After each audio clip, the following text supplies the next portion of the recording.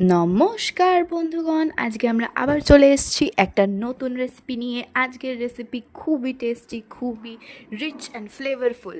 আজকের রেসিপি হচ্ছে পামোশ ট্যাংরার ঝাল।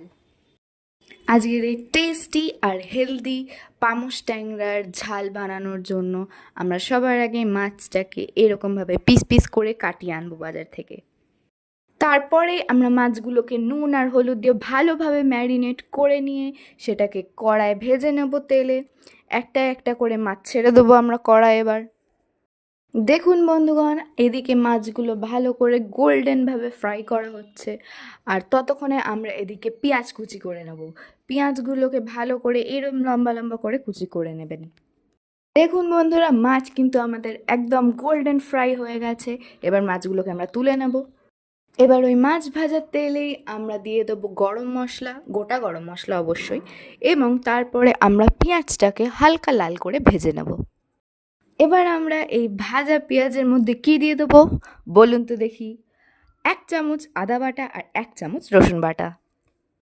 এবার সব মিলেমিশে ভালোভাবে মেখে গেলেই আমরা এটাতে দেবো স্বাদ মতো নুন আর হলুদ গুঁড়ো।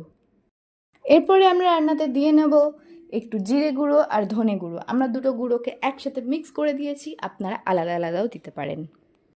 তারপরেই একটু পরিমাণ মতো জল নিয়ে আমরা ভালোভাবে এটাকে গ্রেভি বানিয়ে নেব।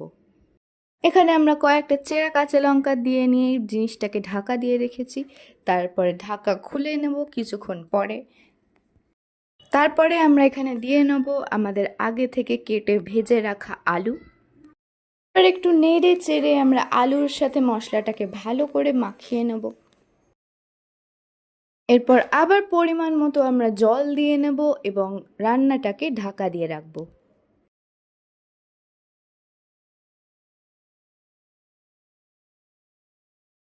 ঢাকা সরিয়ে যখন আমরা দেখব ঝোল একদম টকবক করে ফুটছে আর আলুও গলে গেছে, তখন আমরা দিয়ে নেব এতে আমাদের ভাজা মাছ।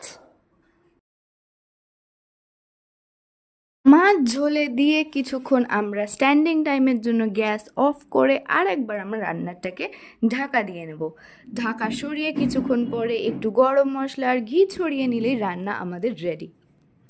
দেখুন বন্ধু, আমাদের বাঙালিয়ানার প্রতীক আমাদের মাছ, আমাদের সেই মাছের একটা রেসিপি আমরা আজকে শেয়ার করলাম। আপনাদের কেমন লাগলো আপনারা নিশ্চয়ই জানাবেন। গরম ভাতের সাথে এই মাছের ঝালের রেসিপি আপনারা করে খাবেন, বন্ধুদেরকে খাওয়াবেন, ফ্যামিলির সবার সাথে শেয়ার করবেন এবং লাইক অ্যান্ড সাবস্ক্রাইব করে আমাদের পাশে থাকবেন।